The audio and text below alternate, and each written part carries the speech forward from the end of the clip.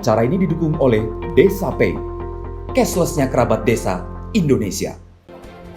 Karena waktunya terbatas ya, jadi izinkan saya untuk membagikan tentang bagaimana data bisa mendorong perubahan untuk pencapaian SDGs. Nah, Kapal Perempuan bekerja sama dengan Equal Measures 2030 sejak 2017. Jadi kita punya satu tujuan besar, yaitu membangun gerakan advokasi data untuk memastikan pencapaian SDGs Goal 5 tentang kesetaraan gender. Jadi selama perjalanan dari 2017 tahun ini ada 3 tujuan penting yang ingin kita capai bersama melalui program kerjasama dengan Equal Measures 2030. Bagaimana mengembangkan data alternatif, yaitu data berbasis gender dan inklusif, kemudian bagaimana mempengaruhi pemerintah agar memiliki kesadaran dan komitmen dalam menggunakan data berbasis gender dan inklusif untuk menyusun kebijakan, program, dan anggaran untuk pencapaian SDGs di wilayahnya. Membangun kesadaran kritis kelompok-kelompok perempuan sebagai subjek yang mampu menghitung dan dihitung agar terbebas dari masalah ketidakadilan gender. Tadi kita sudah mendengarkan di testimoni sebelumnya. Nah, ini wilayah program kerja kami ada di Gresik, Jawa Timur, ada di Lombok Timur, Nusa Tenggara Barat, Mamuju dan Majene di Sulawesi Barat.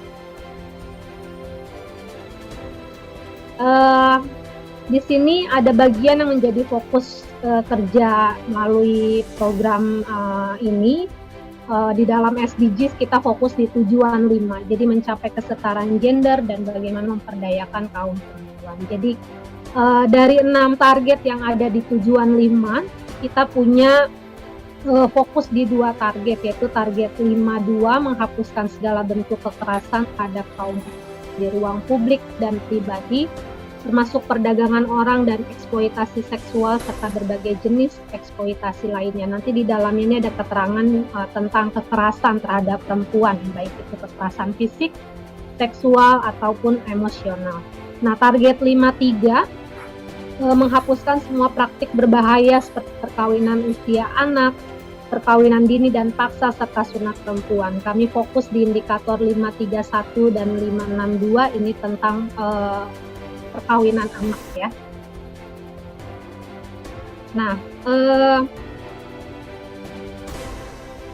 jika tadi kita sudah banyak sekali ada testimoni, kemudian ada program-program juga sebagai bagian dari gerakan untuk mengakhiri perkawinan anak.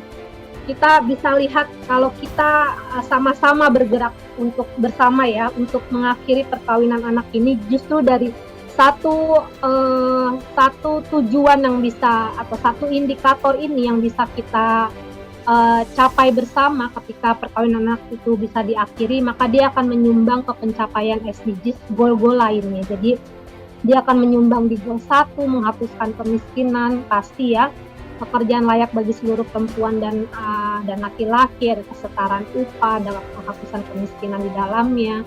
Juga akan menyumbang di capaian goal 2 dan goal 3, meminimalisir resiko kematian ibu melahirkan, kematian bayi, malnutrisi, dan stunting.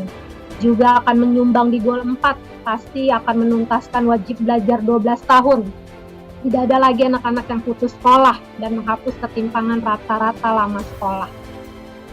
Juga akan menyumbang di goal 8, terbuka akses pada kesempatan kerja layak ya. Jadi pasti akan terbuka kesempatan pekerja layak terutama untuk perempuan. Menyumbang juga pada pencapaian SDGs Goal 10, memberdayakan dan mendorong penyertaan sosial, ekonomi, dan politik bagi semua. Kebayang, oleh karena kita fokus untuk mengakhiri perkawinan anak, tapi dampaknya akan menyumbang pada capaian goal-goal lainnya di SDGs.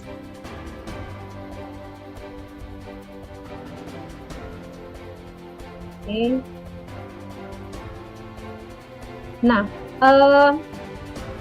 ini bagaimana data mendorong lahirnya kebijakan. Jadi hasil gerakan advokasi Jadi mendorong lahirnya kebijakan bukan kerja kapal perempuan sendiri, tapi ini merupakan gerakan bersama, gerakan advokasi oleh multi pihak yang di dalamnya ada NGO, pemerintah, akademisi, jurnalis, perempuan akar rumput. Jadi beberapa kebijakan yang dilahirkan oleh karena adanya data itu kita melalui program ini menghasilkan ada surat edaran Bupati Gresik tentang pencegahan dan penanganan perkawinan anak. Kita menghasilkan juga peraturan Gubernur Sulawesi Barat tentang pencegahan dan penanganan perkawinan anak. Ada peraturan Bupati Lombok Timur tentang pencegahan dan penanganan perkawinan anak. Kemudian yang terbaru ini masih draft dan akan segera disahkan. Ada nota kesepakatan antar multi pihak di Kabupaten Gresik tentang pencegahan dan penanganan perkawinan anak. Multi pihaknya yaitu dinas-dinas terkait, ada dinas pemberdayaan perempuan, kemudian pendidikan, kesehatan, dan juga beberapa dinas lainnya yang gabung untuk sama-sama bergerak di dalam pencegahan dan penanganan perkawinan anak di Kabupaten Gresik. Selanjutnya,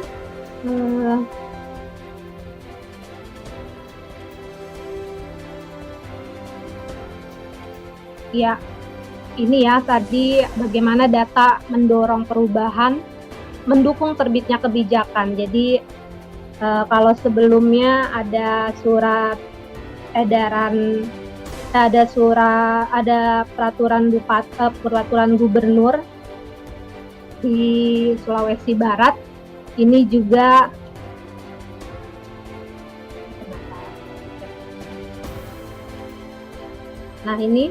surat edaran Gubernur Sulawesi Barat ini didukung oleh kita melakukan penelitian kualitatif di salah satu desa di Kalepu, Desa Kalepu tentang perkawinan anak. Jadi hasil dari penelitian menunjukkan bahwa 85% perkawinan anak di desa tersebut karena perjodohan adat dan faktor ekonomi, dan mereka usia menikahnya rata-rata di 14-16 tahun. Kemudian ada pembaruan data tentang perkawinan anak pasca bencana alam di Sulawesi Barat ketika terjadi gempa. Di Gresik ya, ini juga data hasil dari pengumpulan data partisipatif di 4 desa. Dan kemudian sekarang direspon dan ada komitmen dari 24 kepala desa untuk membuat peraturan desa tentang pencegahan dan penanganan perkawinan anak. Jadi dari adanya surat edaran ini kemudian direspon oleh 24 kepala desa dan mereka membuat peraturan desa tentang pencegahan dan penanganan perkawinan anak di desanya masing-masing. Di Lombok Timur tadi kita sudah tahu ada peraturan Bupati nomor 41 tahun 2020. Ini juga hasil dari pengumpulan data di desa tentang kasus perkawinan anak. Dan Perbup ini mendorong terbitnya peraturan desa di 139 desa di Lombok Timur. Tadi juga sudah dijelaskan bahkan lebih ya karena tinggal 3 desa lagi yang akan segera didorong. Nah, data juga memperkuat gerakan advokasi berbasis data. Jadi kami mempunyai penguatan kapasitas, ada training advokasi berbasis data yang kita berikan untuk pemerintah daerah, organisasi, media, akademisi, aktivis penggiat advokasi, dan perempuan pemimpin akar rumput. Jadi membangun jaringan advokasi berbasis data untuk pencapaian SDGs khususnya tujuan 5. Terutama dalam pencegahan dan penanganan perkawinan anak. Data juga memperkuat gerakan penanganan perkawinan anak. Jadi kami karena merespon ada banyaknya kasus-kasus yang terjadi di desa, di komunitas, kemudian kita membuat pendidikan kesadaran hukum untuk penanganan kasus perkawinan anak. Ini diikuti oleh 40 orang dari 10 provinsi, di mana provinsi-provinsi ini adalah provinsi yang tingkat perkawinan anaknya tinggi. Sulsel, Sulbar, NTT, NTB, Kalbar, Jatim, Jabar, Jambi, Bengkulu, dan Sumatera Barat. Ini cukup tinggi beberapa dari provinsi ini. Pendidikan kesadaran hukum ini tadi ya dibuat untuk merespon kasus perkawinan anak yang didampingi dan ditangani oleh pemimpin sekolah perempuan. Kemudian dari tindak lanjut pendidikan kesadaran hukum ini kita mengembangkan dokumentasi pengumpulan data kasus perkawinan anak menjadi data bersama. Ini bisa dilihat salah satu contohnya, jadi kita menggunakan Google Form di dalam pengumpulannya karena masa pandemi ya, jadi ini dilakukan online. Nah, kita melihat penanganan kasus khususnya di masa pandemi dari tahun 2020 sampai 2021 ini ada 75 kasus yang masuk yang sudah teman-teman di lapangan pendamping dan juga sekolah perempuan mengisi, dan itu 36%-nya adalah kasus perkawinan anak. Kemudian diikuti kekerasan terhadap perempuan 17,3, dan yang ketiga paling besar adalah KDRT.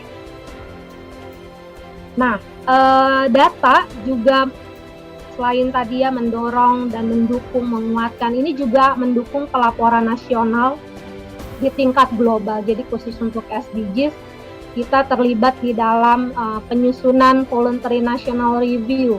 Mulai Indonesia sudah 3 kali mengirimkan laporannya, terakhir di 2021 ini dari 2017, 2019, dan 2021. Dan kami terlibat di dalam penyusunannya, memberikan praktik-praktik, cerita praktik baik, dan juga beberapa data yang mendukung pelaporan PNR SDGs Indonesia untuk dilaporkan di tingkat global. Terakhir, sepertinya sudah. Ya, terima kasih. Ini saja yang saya bisa sampaikan. Jadi kerja bersama melalui program membangun gerakan advokasi berbasis data untuk pencapaian SDGs, khususnya kesetaraan gender Goal 5, terutama penghapusan perkawinan anak. Terima kasih, saya kembalikan ke Kak Sonya.